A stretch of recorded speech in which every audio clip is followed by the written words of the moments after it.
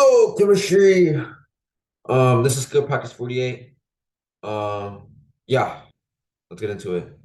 Not this skill practice, not a lot of like problems type of thing, but it's like a lot of explaining. So yeah, we can get like conceptual together. Woohoo. Okay, yeah. Number one, um, a certain substance in a solution is known to increase the concentration of H3O plus is a substance, an acid, or a base. So, um, go back to the slides of I think this is a 4.1 slide. The very end is a table that Mr. Lee gave us, and this will be very helpful for completing this skill practice. Acids for Arrhenius, they produce. Oops, how do I mark up? Mark up. Right.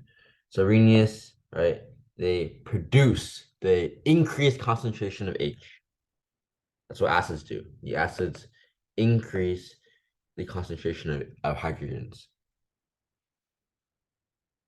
All right, so looking going back to here, we notice that this concentration has H3O plus, and it's an ion because there's a plus. So since there's a hydrogen and it increases the concentration of the thing that contains hydrogen, it is going to be an acid. Okay, next one. Um, Given the following reaction, identify the Arrhenius acid and describe why the substance you chose is Arrhenius acid. So, right, as I said earlier, Arrhenius acids, they increase hydrogen concentration. So, or they increase hydrogens or they produce hydrogens. Increase, produce, I'll use them interchangeably. They mean the same thing, right? In this case, H2SO4 broke down and ionized, broke down and made a hydrogen, right? So this H2SO4 right here, right, it produced hydrogen. And so since it produced that hydrogen, since it increased hydrogen concentration, H2SO4 is a Arrhenius acid.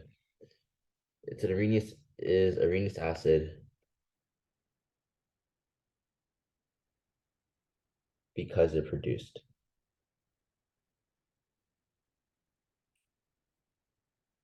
H plus. Okay, cool. Number three, how do Bronsted-Lowry definitions and Arrhenius definitions differ? So we can literally just look back at this table, right? So Arrhenius acids, it produces a hydrogen, it creates a hydrogen, while Bronsted-Lowry acids, it donates hydrogens, right? So I can write that. So Bronsted-Lowry,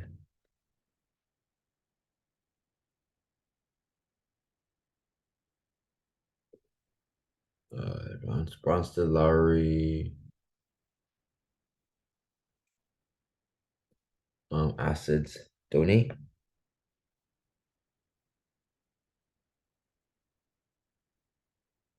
hydrogens, while Arrhenius acids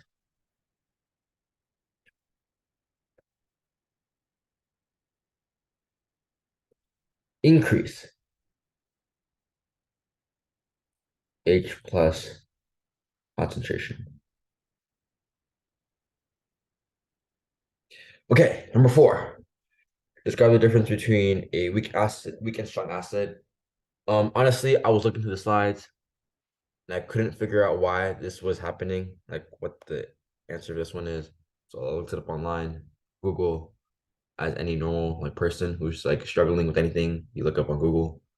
Um, Strong acids, they ionize, they separate, they dissociate completely. So strong acids, they dissociate Dissociate's another word for like separating. So like you have an acid, they'll like separate completely. Dissociate completely. Weak acids,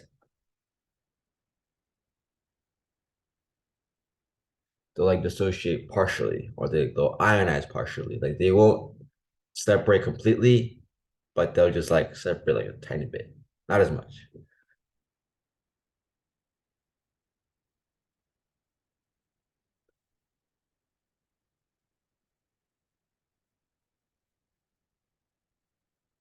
Partially. You know what? That's fine. All right, in each dissociate partially. So number five, in each of the following reactions, identify the acid if there is one, then to specify whether it's an acid according to Arrhenius definitions or Bronsted definitions or both. Okay, so um look, we're looking at this problem. Like we're looking at A, right? So A, there's this bad word here, right? There's H2CO3, there's CN. And then looking at the product side, there's HCN and then HCO3. So we notice that CN gained the hydrogen, right? And then this H2CO3, it donated. It donated hydrogen, it gave a hydrogen, and then bam, bam, and it gave a hydrogen to CN. So because it donated, it's a Bronsted-Lowry acid right here, the donated hydrogen. And then this guy accepted the hydrogen to create a HCN. So that CN is a Bronsted-Lowry acceptor. So it's going to be, so this is the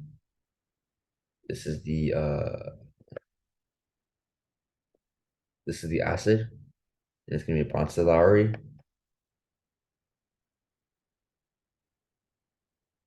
Because we notice that in this problem, hydrogen is just being moved around, right? Arrhenius does it create a hydrogen? Does it increase the concentration of an ion? Does it produce a hydroxide or a hydrogen? And so B, for B, we see there's a fluoride right here. You also see there's a HSO4 right here, right? And then what we see in the product side is that there's a HF. So we notice that that this HSO4 don't need a hydrogen, this HF, right? And so when it donated it, we see that the hydrogens are being moved around. So it's going to be a Bronsted-Lowry. And then when we see that this HSO4 don't need a hydrogen, right? Anything that the hydrogen donor is the Bronsted-Lowry acid. So it's going to be, so HSO4, it's going to be the acid, and it's going to be Bronsted-Lowry.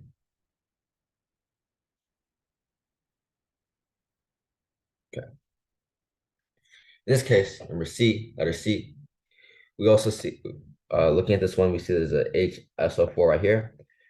You also see there's an H2O. In the product side, there's an H3O, right?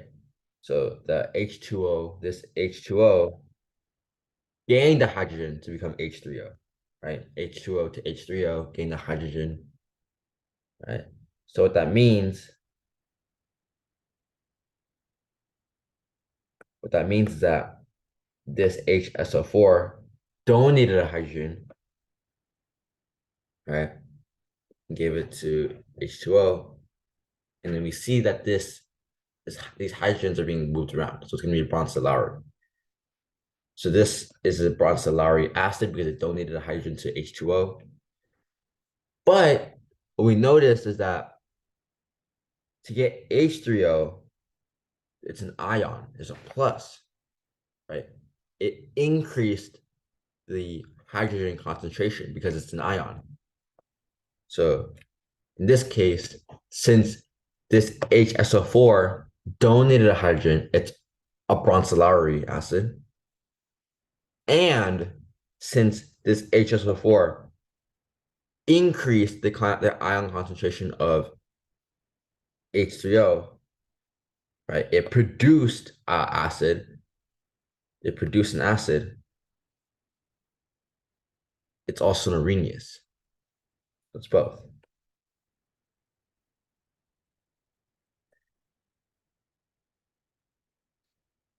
This is also the same reason in the slides 4.1. Where is it here? For here, I think the hydrochloric acid. I'm just gonna explain this real quick. Um, this this is a Arrhenius acid because look, HCl. Let me just annotate it. Right, is an HCl right here. It broke down into hydrogen and chloride, right? So since it broke down and produced a hydrogen, it's a Arrhenius acid, right? But looking down here, this is down here is the same uh equation, but we're just having water in here too. So this HCl donated a hydrogen, H2O, to create H3O. Do you see that, right? H2O went from H2O to H3O, right? And because this thing this increased the concentration of H3O, right? Because it's an ion, it says a plus sign right here. It increased it from H2O to H3O, and now it's positively charged. It increased the concentration of H2O to be an Arrhenius acid. Hopefully I made some sense there. All right, so number 6, what's the conjugate base of HCN? So conjugate bases down here. Bases. Oh, hold on. Bases. Uh-oh. Okay, I have to admit, I did not know what number 6 was talking about, so I had to relearn it myself. So it says, what's the conjugate base of HCN? Conjugate bases, it's the particle that remains when an acid has donated a hydrogen ion. So right, we look at